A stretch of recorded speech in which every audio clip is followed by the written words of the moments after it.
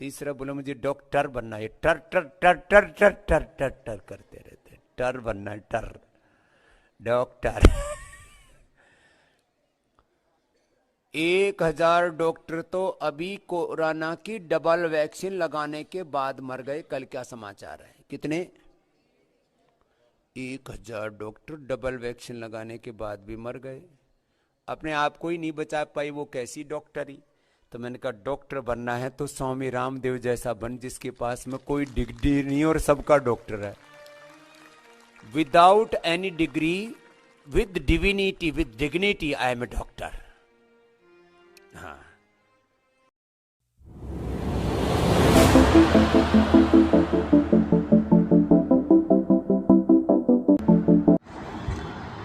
नमस्कार दोस्तों, मैं सुमित यादव। आप देख रहे हैं जनता जानना चाहती है द सुनामी पर।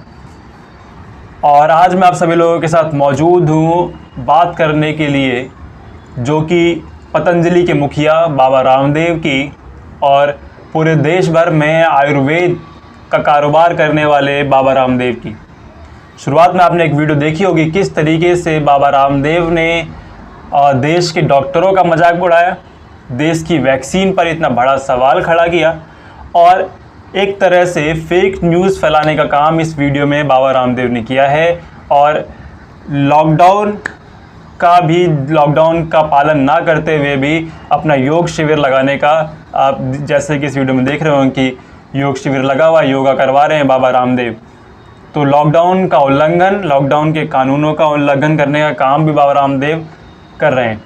तो तमाम सवाल इसके उठते हैं। एक बार दोबारा ये वीडियो आप देखें और उसके बाद हम इस पर चर्चा करेंगे।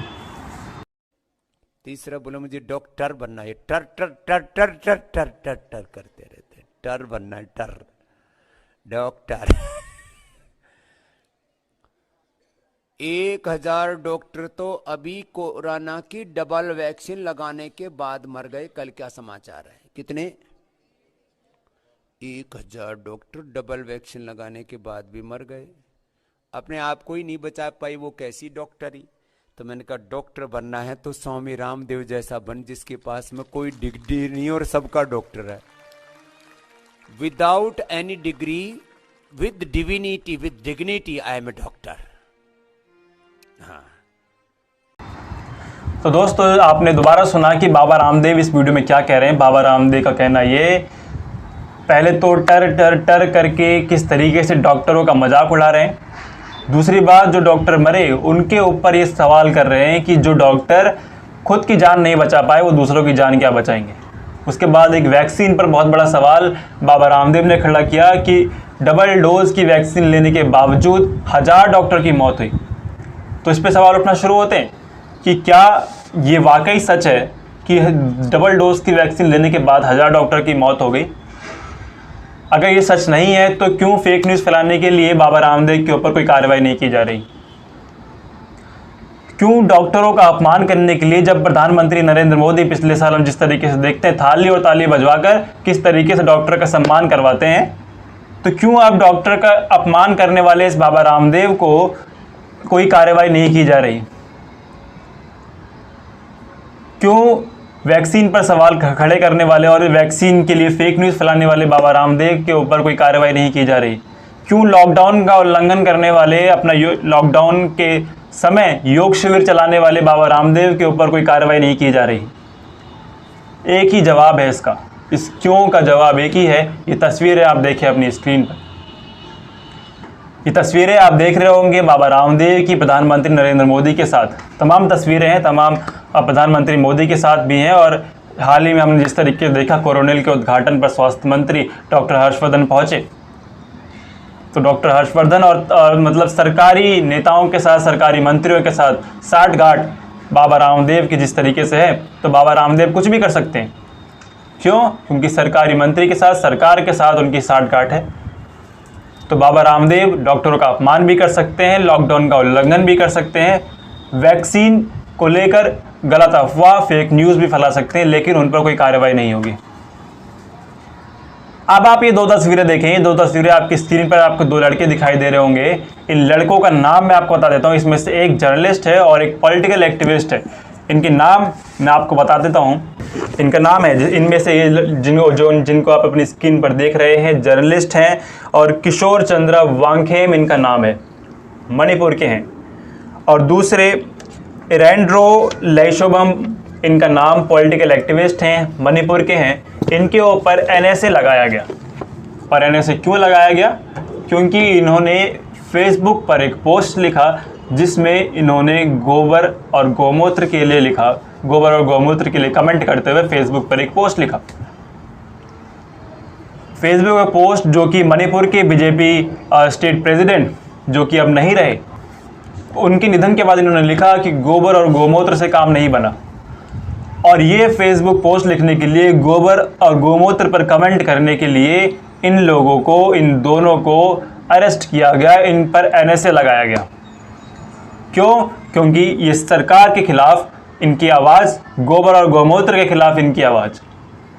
लेकिन बाबा रामदेव कितना भी अपमान कर लें डॉक्टर का, अब डॉक्टर बाबा रामदेव को अरेस्ट करने की जब मांग कर रहे हैं, तब अब प्रधानमंत्री उन डॉक्टरों का सम्मान नहीं करेंगे, लेकिन थाली ताली बजवा दी जाएगी, जो कि डॉक्टर की मांग भी नहीं थी। और थाली ताली से कोई सम्मान हुआ या नहीं हुआ ये भी समझ में नहीं आया कि किस तरीके से थाली और ताली से डॉक्टर का सम्मान किया गया, जो पिछले साल हम लोगों ने देखा। लेकिन थाली और ताली के अलावा कोई और कार्रवाई करने के लिए कही जाए तो वो नहीं की जाएगी। क्यों? क्योंकि आप ये तस्वीरें आप अपनी स्क्रीन पर लगातार जो देख रहे हैं, बाबा रामदेव की डॉक्टर हर्षवर्धन के साथ और प्रधानमंत्री के साथ तमाम तस्वीरें अमित शाह के साथ भी होंगी। क्योंकि सरकारी तंत्र से, सरकार से साठगांठ बाबा रामदेव की, तो वो कुछ भी बोले, कितना भी अपमान करें, वैक्सीन का विरोध करें, लेकिन उनके ऊपर कोई कार्रवाई नहीं की जाएगी। कारण सरकार से साठगांठ।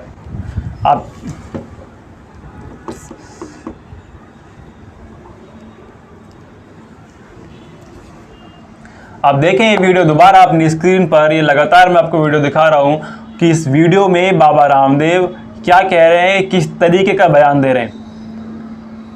और क्या इनके अलावा कोई इस तरीके का बयान दे तो क्या उसको देशद्रोही नहीं कह दिया जाएगा? अगर आप और मैं वैक्सीन का विरोध करने लग जाएं तो क्या आपको देशद्रोही नहीं कह दिया जाएगा?